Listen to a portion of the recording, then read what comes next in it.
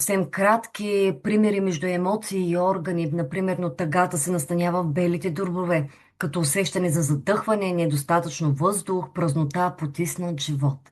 Гняв складира се в черния дроб и жлъчката и често се проявява като раздразнителност, натрупано напрежение, вътрешен конфликт. Страх живее в бъбреците, като хронична тревожност. Емоционална нестабилност и усещане за неподкрепеност, срам и вина в храносмилателната система, стомах, черва и панкреас.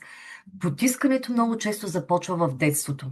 Не защото сме лоши, а защото нямаме капацитета или подкрепата да осъзнаем, да почувстваме и изразим. Ако сме били наказани, игнорирани или оплашени, когато сме се ядосали, плакали или страхували, създаваме си вътрешната стратегия.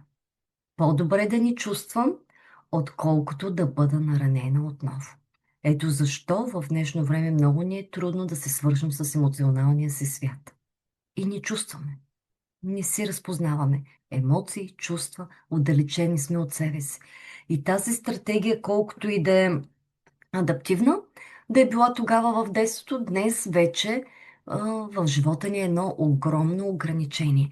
Тя превръща живота ни на емоционалното тяло в архив от потиснати преживявания, които ни кара да се чувстваме блокирани без да знаем защо. И буквално сме блокирани. Ние, живота ни, движението ни, под всяка емоция